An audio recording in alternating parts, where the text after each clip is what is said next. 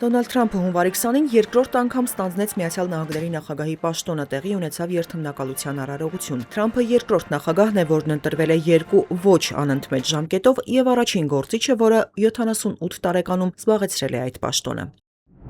Երկրորդ ժամկետով Սպիտակ տուն վերադարձած Թրամփը այսպես կոչված առևտրային պատերազմ սկսեց աշխարհի դեմ։ Արդեն փետրվարի 1-ին Միացյալ Նահանգները 25% մաքսատուրք սահմանեց Մեքսիկայից եւ Կանադայից, 10% էլ Չինաստանից ներմուծվող ապրանքների համար։ Ի պատասխան Չինաստանը 15% մաքսատուրք սահմանեց Միացյալ Նահանգներից ներմուծվող ածխի եւ հեղուկ բնական գազի համար։ Ապրիլի 2-ին Դոնալդ Թրամփը հայտարարեց ներմուծման նոր մաքսատուրքերի մասին, այդ օրն անվանելով ազատագրման օր։ Միջոցառումները ներառում էին ներմուծվող բոլոր ապրանքների համար 10% մաքսատուրք, իսկ որոշ երկրների համար ավելի բարձր դրույքաչափեր։ Հայաստանից ներկրվող ապրանքների համար դրանք կազմում են 10%։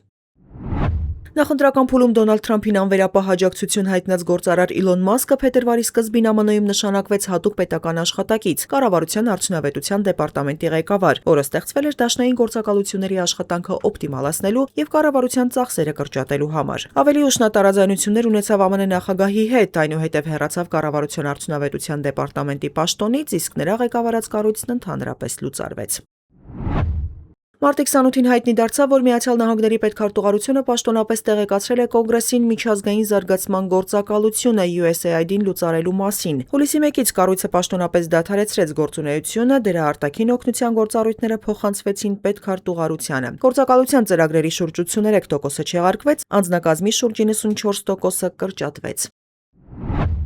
Նախագահի պաշտոնը ստանձնելուց կարճ ժամանակ անց փետրվարի 28-ին Սպիտակ տանն առաջին անգամ Ուկրաինայի նախագահին հյուրընկալելիս Դոնալդ Թրամփը հրապարակային թեժ վիճաբանություն ունեցավ Վլադիմիր Զելենսկիի հետ։ Այս իրադարձությունից հետո Սպիտակ տունը հայտարարեց Ուկրաինայի սպառազինության անվճար մատակարարումները դադարեցնելու մտադրության մասին։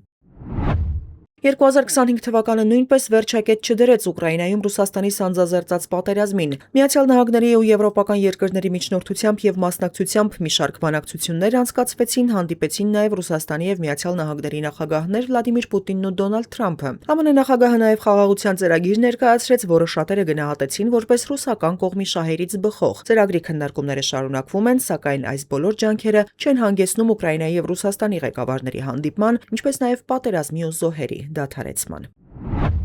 Հունիսի 13-ի առավոտյան Իսրայելը հարձակվեց Իրանի վրա, հայտարարելով առյուծի վերելք գործողության մասին։ Իսրայելը թիրախային հարվածներ հասցրեց Իրանի միջուկային, ռազմական օբյեկտներին, տարբեր պաշտոնյաների բնակության շենքերին։ Իրանը հակադարձեց իրական խոստում գործողությամբ, բալիստիկ հրթիռներ եւ անօդաչու թռչող սարքեր արձակելով Իսրայելի ուղղությամբ։ Հունիսի 22-ին հակամարտությանը միացավ ԱՄՆ, հարվածներ հասցնելով Իրանի միջուկային օբյեկտներին։ Հունիսի 24-ին արդեն Միացյալ Նահանգների նախագահ Դոնալդ Թրամփը հայտարարեց Իրանի եւ Իսրայելի միջև հրադադարի մասին։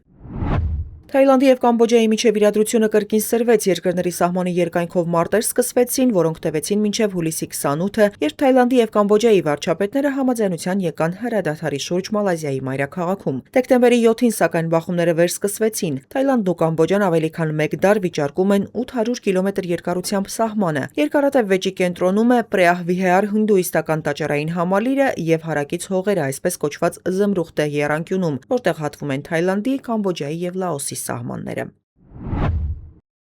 Բախումներից չխուսափեցին նաև Հնդկաստանն ու Պակիստանը։ Մայիսի 7-ին Հնդկաստանը հրթիռային հարվածներ հասցրեց Պակիստանին Սինդուր գործողության շրջանակում, ինչը հանգեցրեց երկու երկրների միջև հակամարտության կտրուկ սրման եւ հարվածների փոխանակման։ Հակամարտությունը սկսվեց ապրիլի 22-ին տեղի ունեցած հարձակումից, որի ժամանակ զինված անձինք կրակ էին բացել զբոսաշրջիկների վրա Ջամմու եւ Քաշմիր նահանգի Պահալգամ քաղաքի մոտակայքում, սպանելով 26 մարդու։ Հնդկաստանի ռազմական պատասխանից առաջ երկու երկրները կասեցրել էին երկկողմ համաձայնագրերը։ Մայիսի 10-ին հրադադար հայտարարվեց։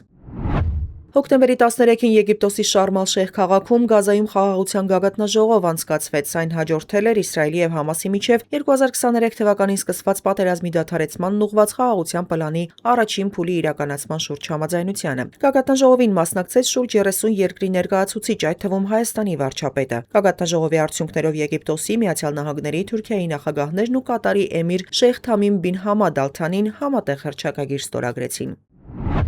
Քուրդիստանի աշխատավորական կուսակցությունը 2025 թվականի մայիսի 12-ին պաշտոնապես հայտարարեց ինքնալուծարման եւ զինված պայքարի դադարեցման մասին, հետևելով Թուրքիայում իր բանտարկված առաջնորդ Աբդուլլահ Հոջալանի կոչին։ Տեղի ունեցավ զինաթափման խորհրդանշական արարողություն, հիմա կողմերն աշխատում են իրավիճակի վերջնական քաղաքական լուծման ուղղությամբ։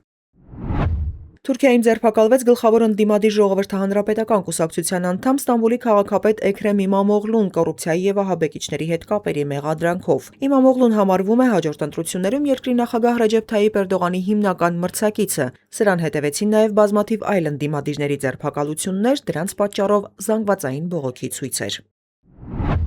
Ամերիկյան զինված ուժերը Վենեսուելայի ջրերում կամ դրանց մոտակայքում քաղաքացիական նավակների վրա մահացու հարվածների շարք սկսեցին։ ԱՄՆ կառավարությունն արդարացրեց հարձակումները, պնդելով, որ թիրախավորված նավերն օգտագործվում են թմրանյութերի մաքսանենգության եւ ահաբեկչության համար։ Դեկտեմբերի 17-ին ԱՄՆ նախագահ Դոնալդ Թրամփը հայտարարեց Վենեսուելայի ծովային շրջափակման մասին ԱՄՆ-ի կողմից պատժամիջոցների տակ գտնվող նավթատար լցանավերի դեմ։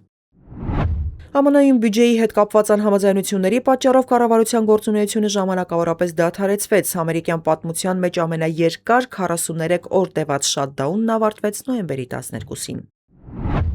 Ապրիլի 21-ին 88 տարեկանում կյանքից հեռացավ Հռոմի Ֆրանցիսկոս Պապը, տևական ժամանակ նա բժիշկների հսկողության ներքո էր։ Մայիսի 8-ին կաթոլիկ եկեղեցու քահանայապետ ընտրվեց կարդինալ Ռոբերտ Ֆրենսիս Պրևոստը, ստանալով Լևոն 14-րդ անունը։ Նա Հռոմի կաթոլիկ եկեղեցու պատմության մեջ առաջին ամերիկացի պապն է։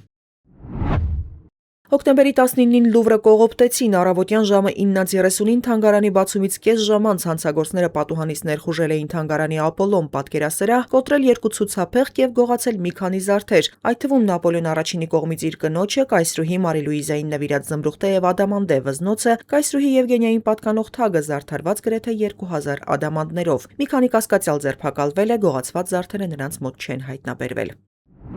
Նոյեմբերի 1-ին Կահիրեում բացվեց Մեծ եգիպտական թանգարանը, այն աշխարհի ամենամեծ հնագիտական թանգարանն է։